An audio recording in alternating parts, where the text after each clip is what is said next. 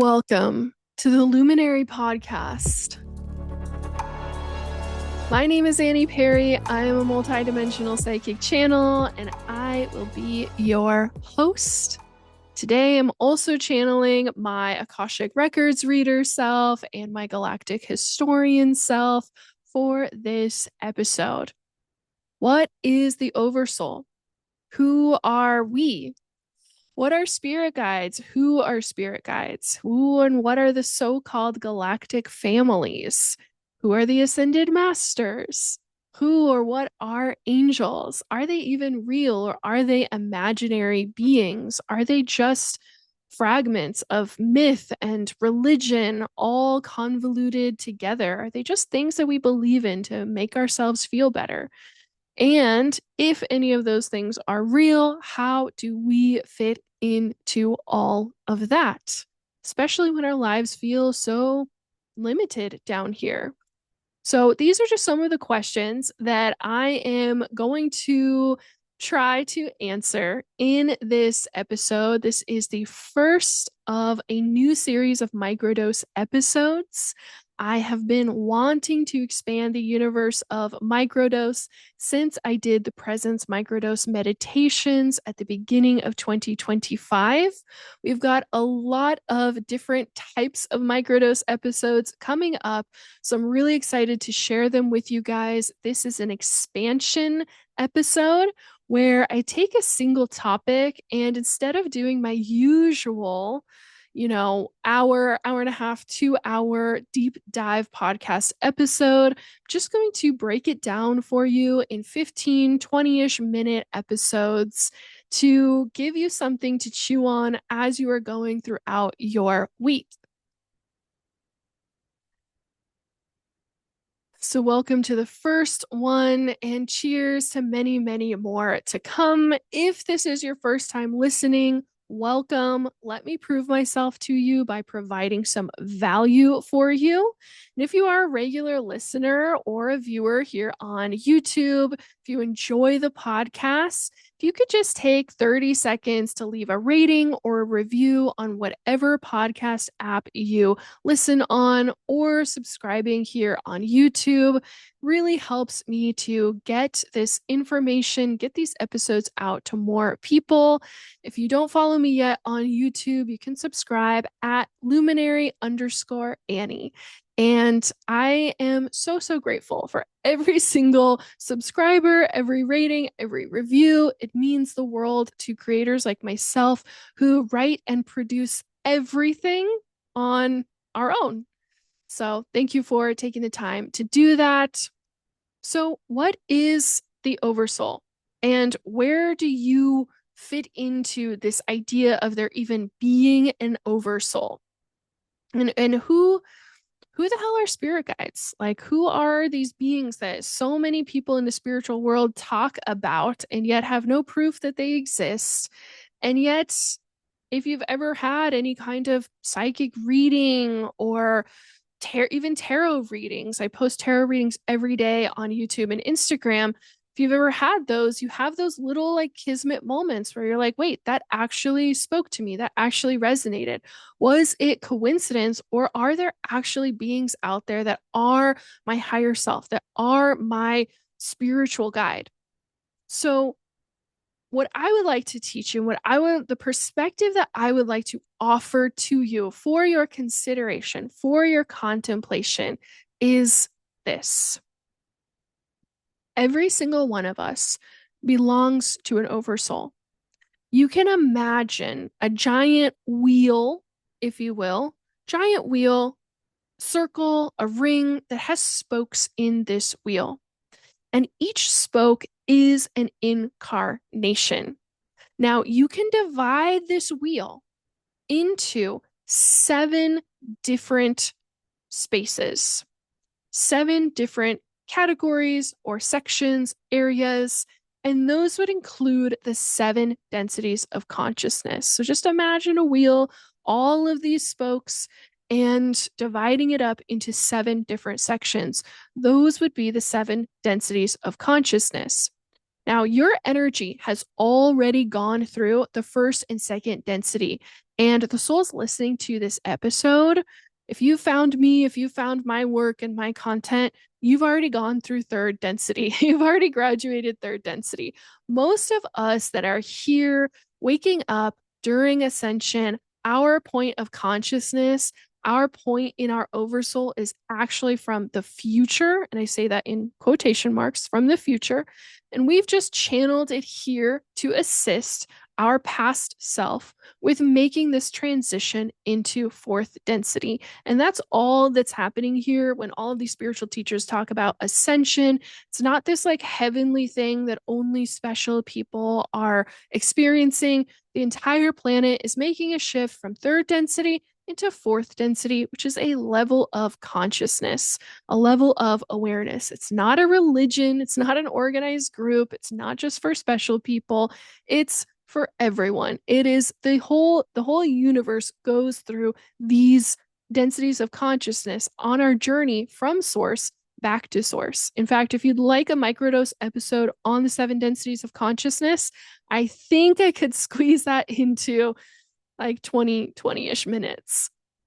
And I do have a full-length episode on it that's available on the podcast apps. So if you're here and listening to this, you've already gone through third density. You're from fourth density and you're helping your past self make this transition. You're helping all of your past soul family and those who are on this planet make this transition.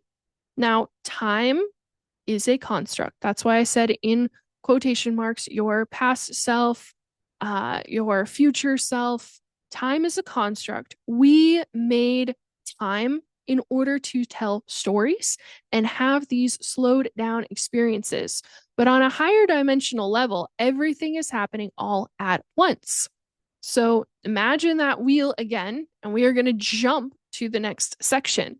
So in fourth density, this is mostly associated with your early galactic lifetimes and being an ascending master.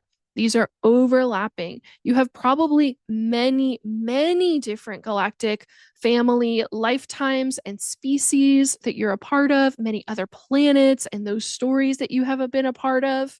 And it really continues all the way through fourth, fifth, and even into sixth density of consciousness, that you are kind of traveling through all of these different galactic families, having different experiences, meeting other soul groups, learning from them, and allowing those learnings to propel you through that density in consciousness. So the galactic level of opportunities are just, they're overwhelming and they're absolutely massive. They are not limited at all. I know I tend to talk about the same, 10 galactic families in my work, but there are infinite, truly. Because everything exists infinitely. But we'll get to that on one of the universal laws episodes. So there's a lot of opportunities for all of those galactic lifetimes within your oversoul, within those spokes on that wheel. And they overlap greatly with the part of the oversoul that is called the ascending master. And there's a reason why those overlap together, why you would have a lot of galactic incarnations, and then at the same time, you're also this ascending master. If you listen to my most recent episode on the Venusian mystery schools, I go into more detail about, where we study as ascending master selves, what we study, and how we create these cohorts to become ascending master identities. As we get more and more, as we get to know more and more different galactic families, those versions of us, this is just the short and condensed way to explain this. As you start to meet all these different galactic families, you start to create these cohorts. And really, cohort is the best way to describe it, a group of people coming together for a single purpose. And that is how we create these ascending master identities.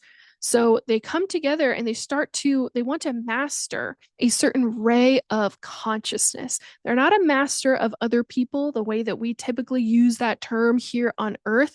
They're not a master of other people. They're a master of themselves. You're a master of yourself. And they are mastering a ray of consciousness. Within that ray of consciousness, there is a whole plethora of universal information, especially the mysteries paradox. So, and again, I go into that on the Venusian Mystery Schools episode. So we start to create these specific energies or essences and even a personality because we're vibrating at the same rate all together in these cohorts that we have come together and created as ascending masters. You meet those other beings through galactic families.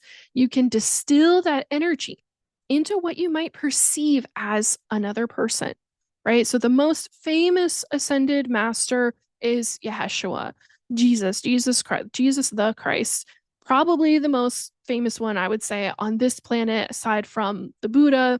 And so they traversed the river of time, made himself into this masculine being known as Yeshua, and was a distilled incarnation of the ascending master group called Sananda, which is mostly made up of Pleiadian and Sirian souls. So a group of Pleiadians and Sirians came together in their galactic incarnations. They created a cohort that wanted to study a certain ray of consciousness, and they called themselves Sananda. And when you tap into Sananda, you can feel the resonance that it could almost be a single person, but they're not. And they would happily share all of their different energies with you. And you can feel that expansion when you're tapped into those ascending mastery versions of yourselves.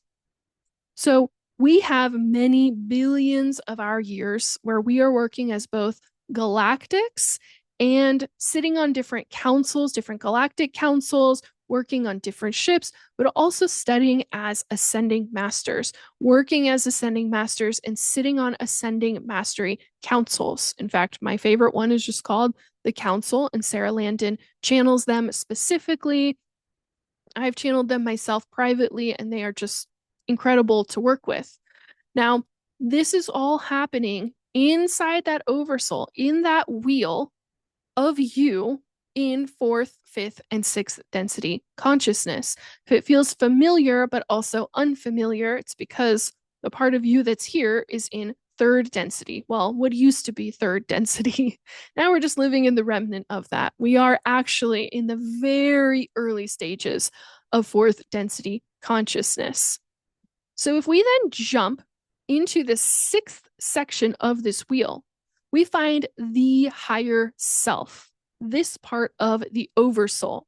Now, because of our limited language here, whether that's English or just the time that we live in, we tend to call every version of us that is in our future our higher self, right? We tend to overuse that term and not really use it in a very specific way. Instead of saying our future self, we tend to say our higher self when we're really just talking about, like, a tarot reading. That could be coming from the version of you that's existing in 3 days from now, which is a more conscious version of you because they have that 3 days of experience, but they are not the higher self.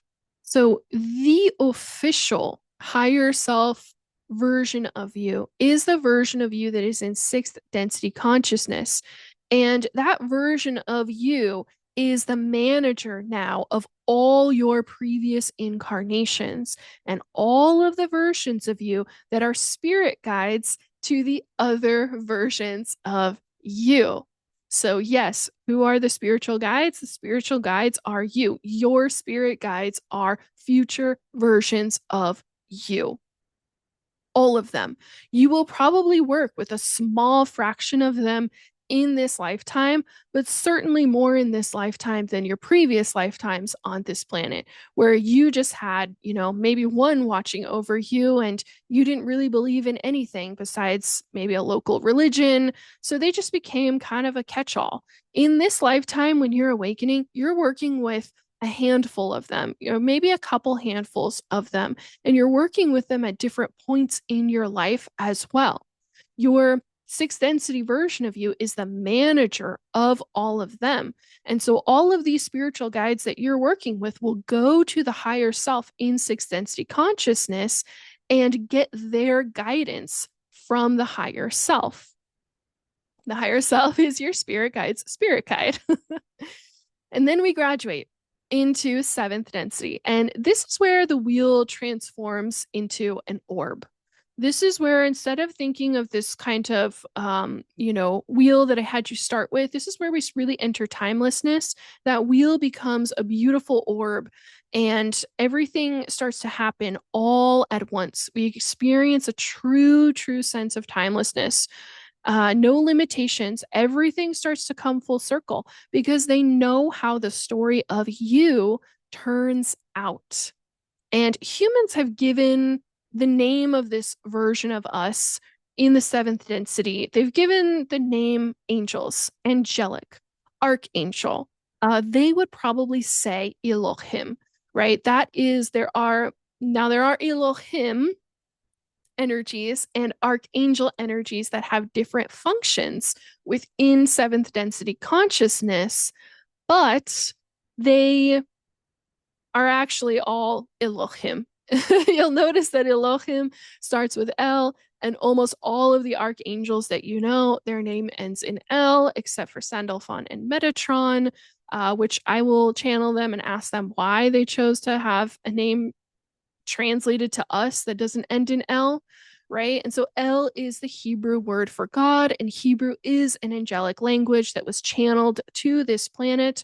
Most of the languages on Earth are star languages, but a few, like Hebrew and Sanskrit, are creation level languages.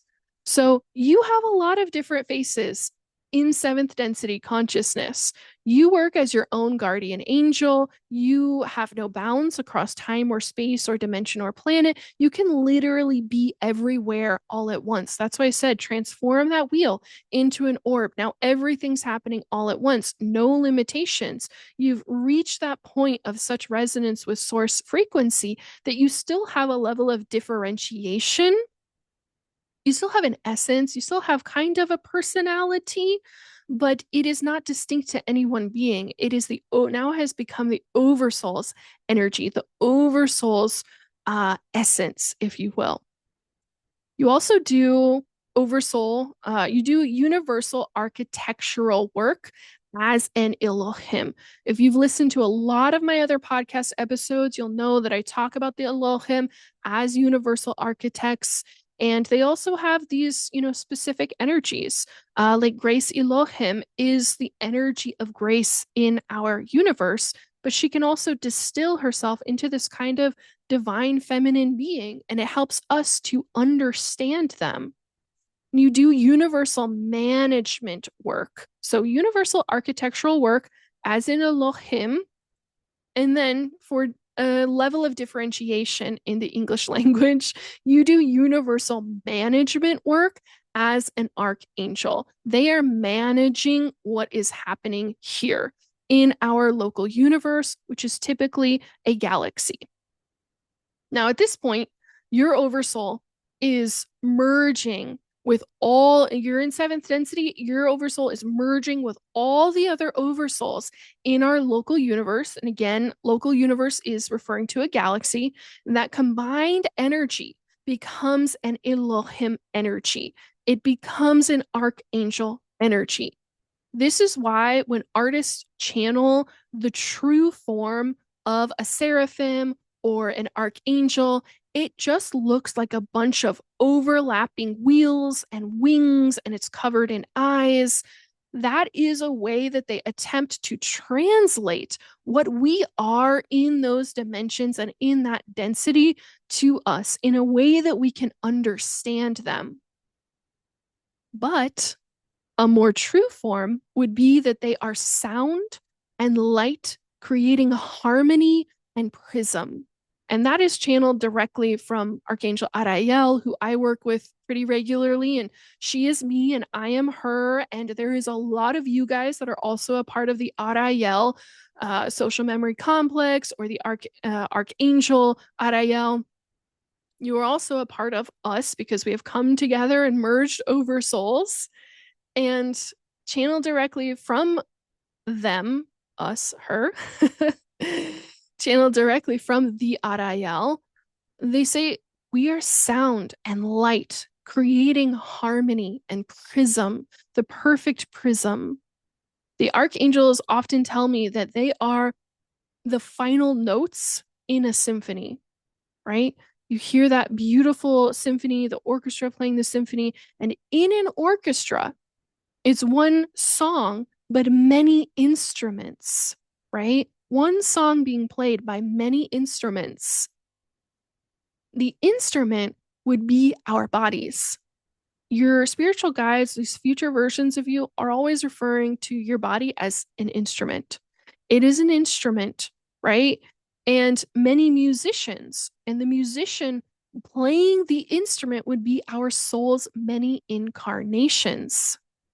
Together, we create our own harmony. We create our own symphony within our individual oversoul that then joins with the larger symphony together as the archangel or Elohim energies of our local universe, which would be galaxy, creating another symphony all together. And then we join in with other local universes. So every galaxy has would then become their own musician and instrument playing in the larger multiverse symphony, creating their own song, our own song, to play this multiverse song. So it just keeps going on and on and on, right? And you can kind of see yourself as the fractal, which is a repeating pattern of these larger concepts, of this larger repeating pattern in our universe. So when the song is complete, and we do experience a form of time all the way through the 7 densities, all the way until the very end, we experience a form of time. It is not the form of time that has to do with decay that we experience here, where it's very, beginning, middle, end. You're born, you live, and then you die. They do experience a form of transitioning energies, but it is not the same as what we experience here. So when the song is complete in that version of time that we experience, we bring this universe to conclusion. We merge together perfectly as source once more, and we typically travel energetically into what you might think of as a new universe. And this might be the birth of a new galaxy. It might be in a totally different space that we just can't even comprehend here, right? But we typically move into a new universe. This is what my soul did when I was transitioning into 3rd density. My universe was coming to conclusion, and so they actually brought me to this universe because it had a resonance that was a little bit similar to what my soul had experienced before. And we start playing a new song in this new universe, in this new local universe. So if you could stretch your mind all the way to the remembrance that every single universe's song is being simultaneously played, and that creates another symphony and song, then you have the concept of the fractal. Then you have the concept of the repeating pattern. And everything, everywhere, all at once is source, or the one infinite creator, of which we all are, no separation. But the paradox is that we do have many, many faces. And if you are feeling like your mind was twisted into a pretzel from this microdose, this is easily a topic that I could turn into 20 hours worth of podcast topics. But if you're experiencing your mind in the pretzel right now from this episode, I very much encourage you to listen to the Venusian Mystery Schools, learn more about the paradox mysteries. So the paradox here is there's no separation, but also we have many, many faces. There's no separation, but we have many, many distinctions.